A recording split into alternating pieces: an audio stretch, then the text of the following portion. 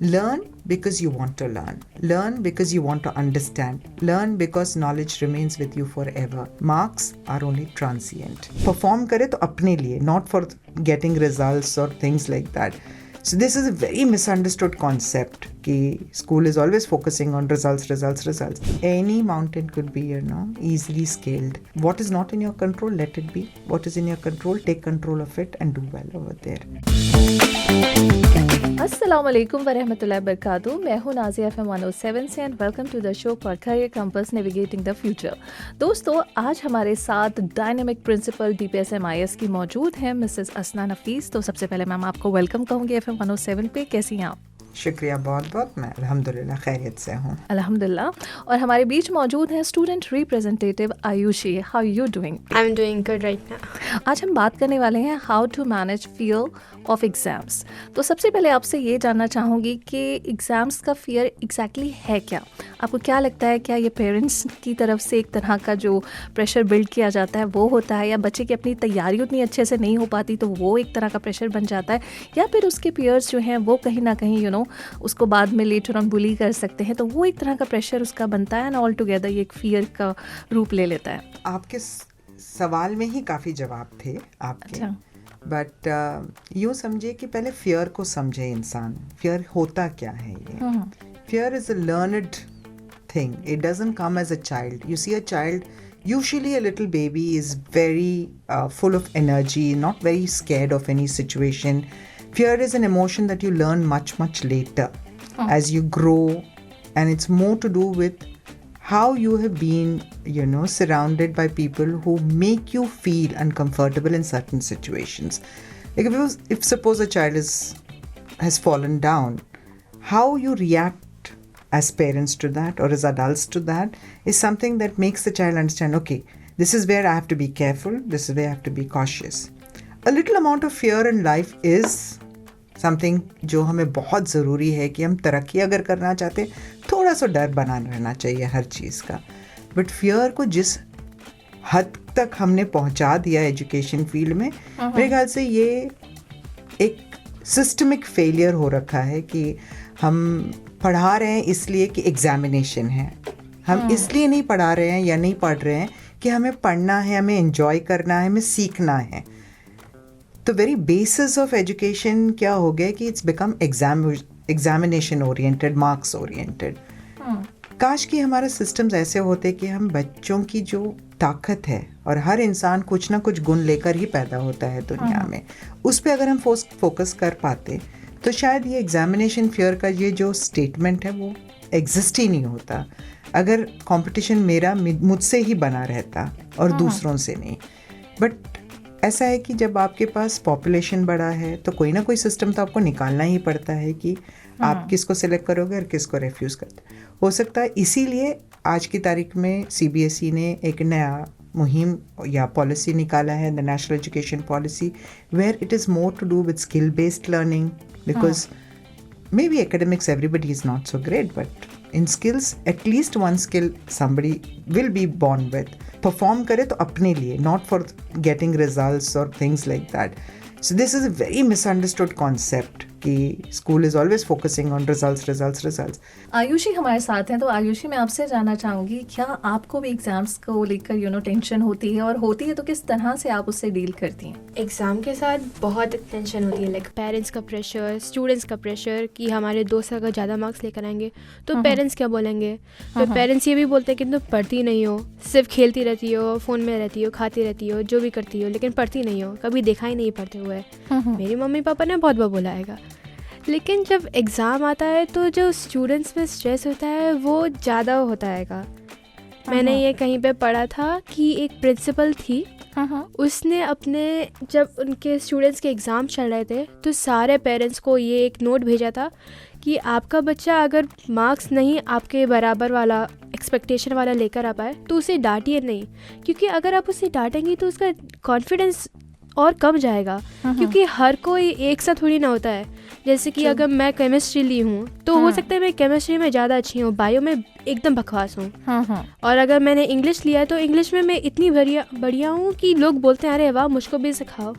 लेकिन वहाँ ही हिस्ट्री में मैं इतनी बकवास हूँ कि एक सिंपल से डेट भी याद नहीं होता मुझे। तो उससे कोप करने के लिए मैं एग्ज़ाम के वक्त सबसे पहला होता है कि अगर मुझे कुछ याद करना रहता है तो उसको मैं रटा नहीं मारती, क्योंकि मैं आखिर जाके तो भूल ही जाऊंगी एग्ज़ाम के दिन। तो मैं सबसे पहले उसको अच्छे से पढ़ूंगी।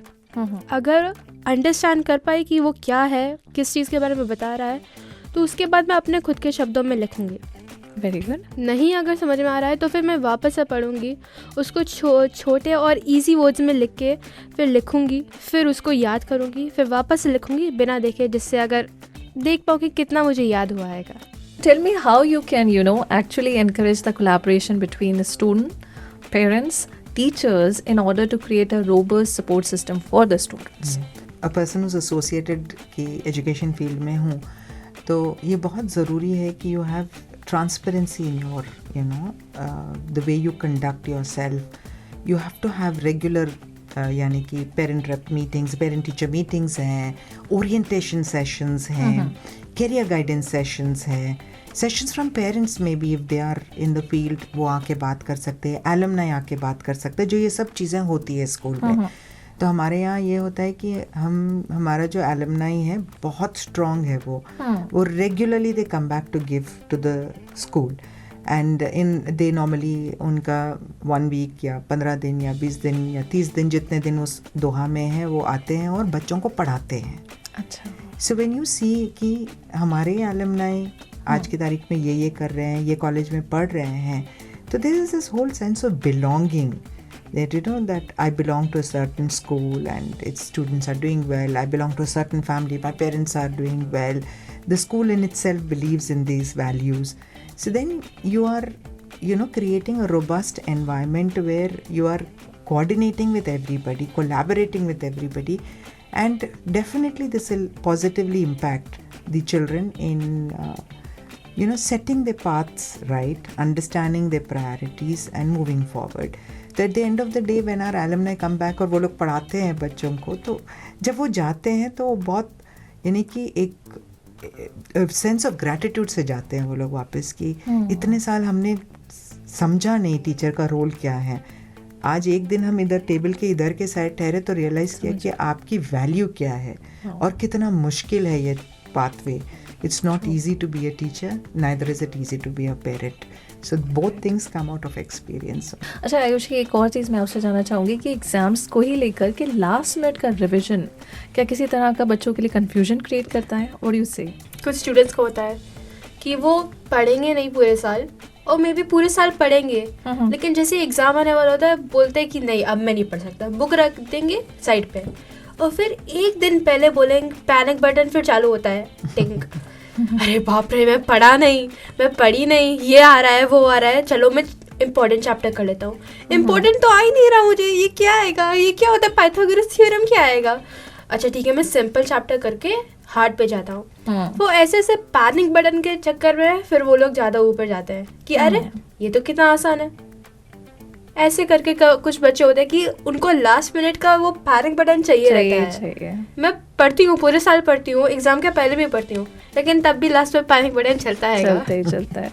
अच्छा मैम, मैंने देखा है कि कुछ स्टूडेंट्स जब एग्जाम्स देने जाते हैं उनका एक पेपर ख़राब हो गया, जैसे ही ख़राब हुआ तो उनका सारा जो है ना वो जो मोटिवेशन है वो बिल्कुल ऑल ऑफ सडन डीमोटिवेटेड हो जाते हैं.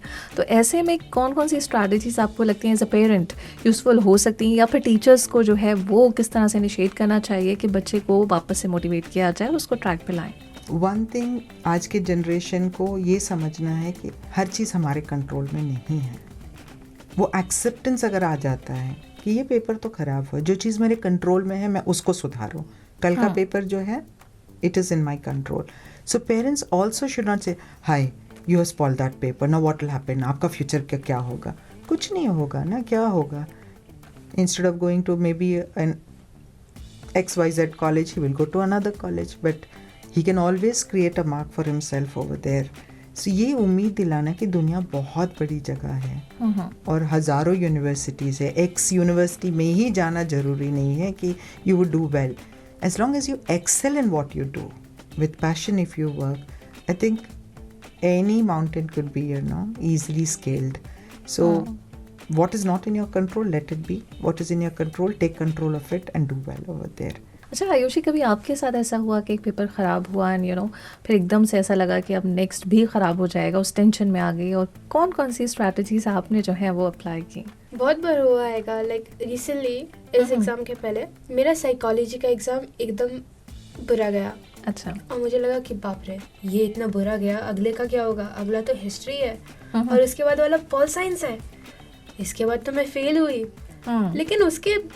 लेकिन फिर मैं सोची कि लेकिन एक एग्ज़ाम गया बुरा तो क्या, और मेरे दोस्त आ रहे थे मेरे पास, मुझे पता चल गया कि वो डिस्कस करने वाले हैं पेपर, तो मैं बोली मैं भाग जाती हूँ, उनको थोड़ी ना मालूम मैं कहाँ जा रही हूँ। मैं भाग गई, मैं बाथरूम में छुपी थी। क्लास के बाद जैसे ही चालू होने वाला था वैसे ही मैं आई, मैं बोली मुझे बात नहीं करनी है एग्ज़ाम के बारे में, तो बात मत करना। वो अंडरस्टैंड किए कि हाँ इसका एग्ज़ाम में भी बुरा गया तो नहीं बात करते हैं। क्योंकि कभी कभी जो दोस्त हैं वो ज़्यादा मदद करते हैं पेरेंट्स और टीचर्स के, हाँ, दोस्त ज़्यादा अच्छे से समझ भी लेते हैं ना उनकी, क्योंकि वो भी हमारे एज के हैं, वही एग्ज़ाम दिए हैंगे। राइट। मेरे लिए साइकोलॉजी बहुत डिफिकल्ट है, मुझे करना है आगे जाके साइकोलॉजी, लेकिन डिफिकल्ट है क्योंकि नया सब्जेक्ट है मेरे लिए। तो मैं जितना कर पाती हूँ उतना करती हूँ, लेकिन बाकी का भगवान पे छोड़ती हूँ कि भगवान आप देखो, मैं आप पे डिपेंडेंट हूँ। आयुषी, आप कुछ पूछना चाहेंगे मैम से? बहुत सारे पेरेंट्स होंगे जो बहुत ओपन माइंडेड है आज के ज़माने में, मेरे भी बोलते हैं कि तुम कुछ जो करना है करो, मुझे कुछ फ़र्क नहीं पड़ता, तुम अपना बेस्ट लगाओ। लेकिन तब भी पुराने ज़माने के हैं, नो ऑफेंस, तब भी पुराने ज़माने के हैं, आई एम सॉरी, लेकिन तो उनका ऐसा माइंडसेट रहता है कि अगर अच्छा मार्क्स नहीं लेकर आए तो लोग क्या बोलेंगे, सोसाइटी क्या बोलेगी, इस बच्चे का होगा क्या, जॉब नहीं मिलेगा, इतने इस इकोनॉमी में तो मिलेगा ही नहीं उतने जॉब मार्क्स से।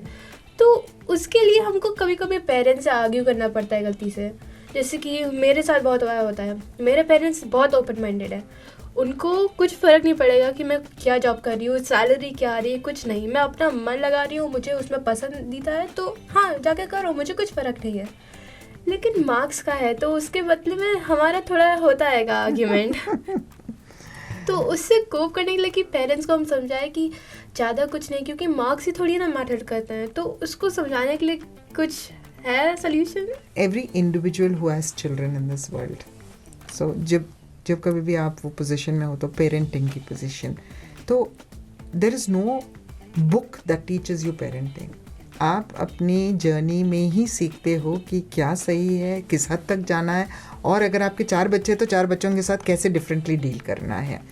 अब रही बात मार्क्स की, हमारे सब कॉन्टिनेंट का एक माइंडसेट है वो कि फ़िलहाल मार्क्स आएंगे तो आपको ये कोर्स मिलेगा, वो कोर्स मिलेगा। कभी भी ये सोचते नहीं हैं हम लोग कि इंटरेस्ट पे होना चाहिए ये बच्चे की। जब बच्चे का इंटरेस्ट होगा तो फिर वो जॉब नहीं रहता है, फिर वो मज़ा आने लगता है कि हम रोज़ नौकरी जा रहे हैं और कुछ ना कुछ सीख रहे हैं हमारे जॉब वर्क प्लेस में ना। एक्सीलेंट। तो अभी बेचारे पेरेंट्स का भी हम क्या बोल सकते हैं, उनको भी तो प्रेशर्स हैं, वो भी तो मेहनत कर रहे हैं, वो भी चाहते हैं कि आपका भला ही हो बच्चों का। स्कूल भी यही चाहता है, टीचर भी यही चाहती है कि बच्चे का ही भला हो। इस प्रोसेस में होता ये कि it's a tug of war, कभी माँ बाप जीतते हैं, कभी बच्चे जीतते हैं, but I think all is fair in this battle. We can not, किसी के ऊपर भी हम पिन पॉइंट नहीं कर सकते हैं कि ये सही या ये गलत। हालात जो है वो गलत है, बट अब हालात को लेकर चलना वो हमारे हाथ में है। प्लेजर मैम, लेकिन मैं चाहूँगी कि आपका एक लास्ट मैसेज हमारे सारे स्टूडेंट्स के लिए, हमारी ऑडियंस के लिए आप क्या देना चाहेंगे? Exams are just a journey, not the destination. You don't do well, you can board off and reboard and do well. So don't get too worried and concerned about just marks. Learn because you want to learn. Learn because you want to understand. Learn because knowledge remains with you forever. Marks are only transient. Thank you so much ma'am and thank you Ayushi. बहुत अच्छा लगा आपसे भी बात करके, thank you. Next episode में नए topic और नए गेस्ट के साथ हाजिर होंगे, तब तक के लिए अपना ख्याल रखिए और सुनते रहिए FM 107 दिल से देसी।